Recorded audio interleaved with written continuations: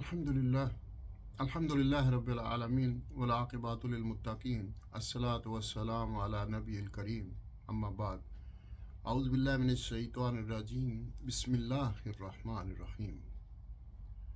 سیرت النبی صلی اللہ علیہ وسلم کے سلسلہ میں آج 20واں پروگرام ہے۔ میری دعا ہے کہ اللہ سبحانہ تعالیٰ مجھے صحیح بیان کرنے کی، ہم سب کو سمجھنے کی، پھر اس پہ عمل کرنے کی توفیق عطا فرمائے۔ اور مقصد ایک ہی ہے کہ ہم پیارے نبی صلی اللہ علیہ وسلم کی زندگی مبارک کے بارے میں اچھی طرح آگہی حاصل کریں، آمین یا رب العالمین۔ آج اس کا جو 20واں حصہ چل رہا ہے، اس سے پہلے ہم نے دیکھا کہ قریش نے آپ صلی اللہ علیہ وسلم کے چچا حضرت ابو طالب کو 2-3 بار ملاقات کی اپنے جرگے سمیت، کبھی دھمکی دی اور کبھی سودا کرنے کی کوشش کی، اور سودا بھی ایسا جو انتہائی خوفناک تھا۔ ابھی ان ساری چیزوں میں دیکھتے ہیں کہ نبی اکرم صلی اللہ علیہ وسلم کی ذات اقدس کس طرح نشانہ بنتی ہے ان مشرکین کا، ان دشمنان اسلام کا۔ ابو لہب کی یہ ساری حرکتیں تو چل ہی رہی تھی، اور آپ جانتے کہ ابو لہب نبی اکرم صلی اللہ علیہ وسلم کا چچا تھا، چچا بھی تھا اور پڑوسی بھی تھا۔ اس کا گھر آپ کے گھر سے متصل تھا۔ اسی طرح آپ صلی اللہ علیہ وسلم کے دوسرے پڑوسی بھی آپ کو گھر کے اندر ستاتے تھے۔ جو گروہ گھر کے اندر نبی اکرم صلی اللہ علیہ وسلم کو اذیت دیتا تھا، آپ کو، آپ کے بیوی بچوں کو، ان میں ابو لہب، حکم، عقبہ، عدی ابن الاسدہ، یہ سب آپ کے پڑوسی تھے۔ اور ان میں سے حکم جو ہے بن ابی العاص کے علاوہ کوئی بھی مسلمان نہ ہوا۔ ان کے ستانے کا طریقہ یہ تھا کہ جب آپ صلی اللہ علیہ وسلم نماز پڑھتے تو کوئی شخص بکری کی بچہ دانی اس طرح ٹکا کر پھینکتا کہ وہ ٹھیک آپ کے اوپر گرتی۔ چولہے پر ہانڈی چڑھائی جاتی تو بچہ دانی اس طرح پھینکتے کہ سیدھے ہانڈی میں جا کے گرتی۔ آپ صلی اللہ علیہ وسلم نے مجبور ہو کر ایک گروندہ بنا لیا تاکہ نماز پڑھے، اور نماز پڑھتے ہوئے اس پہ کوئی ایسی حرکت نہ کر سکے۔ بہرحال جب یہ گندگی آپ پر پھینکی جاتی تو آپ اسے لکڑی پر لے کر باہر نکلتے اور دروازے پر کھڑے ہو کے فرماتے، اے بنی عبد مناف، یہ کیسی ہمسائیگی ہے، پھر اس راستے میں ڈال دیتے۔ عقبہ بن ابی معیط اپنی بدبختی اور خباثت میں اور بڑا ہوا تھا۔ صحیح بخاری میں حضرت عبداللہ بن مسعود رضی اللہ تعالیٰ عنہ سے مروی ہے کہ نبی صلی اللہ علیہ وسلم بیت اللہ کے پاس نماز پڑھ رہے تھے،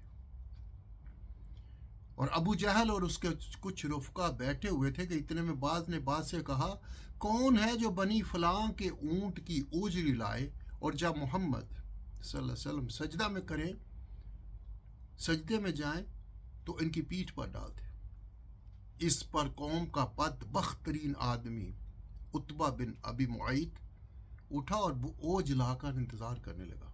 جب نبی صلی اللہ علیہ وسلم سجدے میں تشریف لے گئے تو اسے آپ صلی اللہ علیہ وسلم کی پیٹھ پر دونوں کندھوں کے درمیان ڈال دیا۔ ابن مسعود کہتے ہیں، میں سارا ماجرا دیکھ رہا تھا مگر کچھ نہیں کر سکتا تھا، کاش میرے اندر بچانے کی طاقت ہوتی۔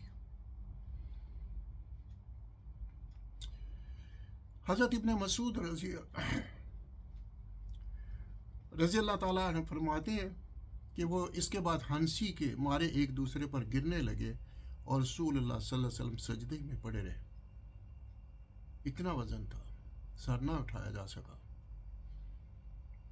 یہاں تک کہ آپ کی بیٹی، سب سے چھوٹی بیٹی فاطمہ رضی اللہ تعالیٰ عنہ آئیں اور آپ کی پیٹھ سے اوجھ ہٹا کر پھینکی، تب آپ صلی اللہ علیہ وسلم نے سر اٹھایا، پھر 3 بار فرمایا، اللہم علیک بقریش، اللہم علیک بقریش، اللہم علیک بقریش، اے اللہ تو قریش کو پکڑ لے۔ جب آپ صلی اللہ علیہ وسلم نے یہ بد دعا کی تو ان پر بہت گراں گزری، کیونکہ ان کا عقیدہ تھا کہ اس شہر میں دعائیں قبول ہوتی ہیں، اس کے بعد آپ صلی اللہ علیہ وسلم نے نام لے لے کر بد دعا کی، اے اللہ ابو جہل کو پکڑ لے، اور عتبہ بن ربیعہ، شیبہ بن ربیعہ، ولید بن عتبہ، امیہ بن خلف اور عقبہ بن ابی معیط کو پکڑ لے۔ انہوں نے 7 لوگوں کا نام گنوایا، لیکن راوی کو 7واں نام نہیں یاد رہا۔ یہ ہے دین کہ جو سنا وہی بیان کیا، نہ قرآن میں کوئی مبالغہ کیا نہ حدیث میں کیا، جتنا سنا جو یاد رہا وہ بیان کر دیا، جو یاد نہ رہا وہ اس کا بھی اظہار کر دیا۔ یہ ہے خوبی آپ صلی اللہ علیہ وسلم کے پیروکاروں کی۔ وہ اپنی طرف سے کچھ نہیں نمک مرچ لگاتے، لوگوں کو اشتعال دلانے کے لیے، نعرے مروانے کے لیے، یہ سب چیزیں نہیں۔ دین وہی ہے جو سنا، جو صحیح ہے، جو نظر آیا وہ کہہ دیا۔ اللہ اکبر۔ یہ ہے آپ کے پاس قرآن و حدیث، جو سنا وہ کہہ دیا، اس سے نہ ایک حرف اوپر کیا نہ نیچے کیا۔ آج دیکھیے ہماری حالت، ہم ممبر میں کھڑے ہوتے ہیں اور جوش خطابت میں کچھ سے کچھ بھی کہتے چلے جاتے ہیں، حقیقت کا دور دور سے اس کا کوئی واسطہ نہیں ہوتا۔ اپنے پاس سے مرچ مسالہ لگا لگا کے جو کچھ بیان کرتے ہیں، اس میں ذرا سب یہ نہیں سوچتے کہ کل کو پیارے نبی صلی اللہ علیہ وسلم کے سامنے کیسے منہ لے کے جائیں گے۔ جب آپ صلی اللہ علیہ وسلم نے وہاں کہہ دیا حوض کوثر پہ کھڑے، ان کو پیچھے کر دو، انہوں نے قرآن کو مذاق بنا لیا تھا، انہوں نے وہ باتیں کی جو میں نے تو کہی نہیں تھی، انہوں نے دین کو اپنی مرضی سے چلا لیا۔ 7 لوگوں کا نام لیا، راوی کہتا ہے کہ مجھے یاد نہیں رہا کہ 7واں کون تھا۔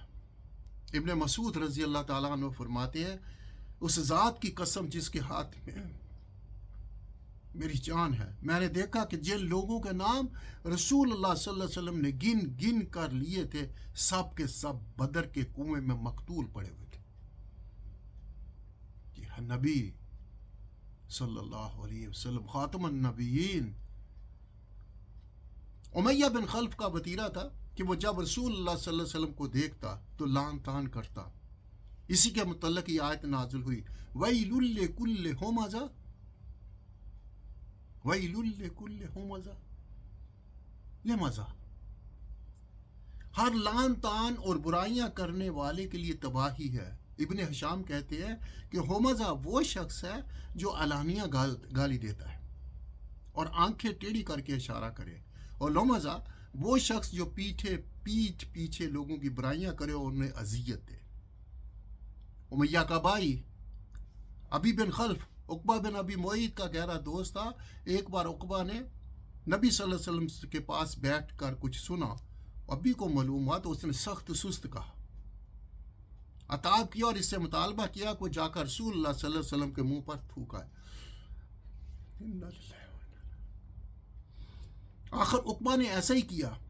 خود ابی بن خلف نے ایک مرتبہ ایک بوسیدہ ہڈی لا کر توڑی اور ہوا میں پھینک کر رسول اللہ صلی اللہ علیہ وسلم کی طرف اڑا دی۔ اخنس بن شریک سقفی بھی رسول اللہ صلی اللہ علیہ وسلم کو ستانے میں پیش تھا۔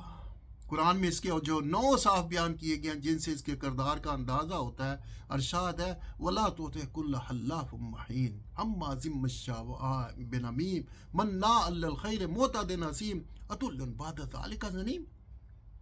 تم بات نہ مانو کسی قسم کھانے والے ذلیل کی جو لان تان کرتا ہے، چگلیاں کھاتا ہے، بلائی سے روکتا ہے، حد درجہ ظالم، بد عمل اور جفاکار ہے، اور اس کے بعد بد اصل بھی ہے۔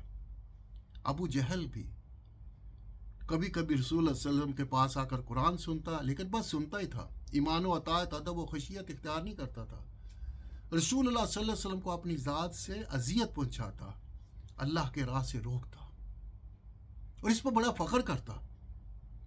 اسی کے بارے میں اللہ سبحانہ تعالیٰ نے قرآن پاک میں فرمایا فَلَا صَدَّقَ وَلَا صَلَّى، نہ اس نے صدقہ دیا نہ نماز پڑھی، بلکہ جھٹلایا اور پیٹھ پھیری۔ پھر وہ اکڑتا ہوا گھر والوں کے پاس گیا، تیرے خوب لائق ہے، خوب لائق ہے۔ اللہم صلی علی سیدنا مولانا محمد و بارک وسلم علیہ۔ ایک پیغام غور سے سن لے ہم سب، وہ نبی، وہ معصوم، وہ رحمت اللہ العالمین، یہ ساری مصیبتیں، ساری مشقتیں، سارے عذاب، ساری اذیتیں کس کے لیے برداشت کی؟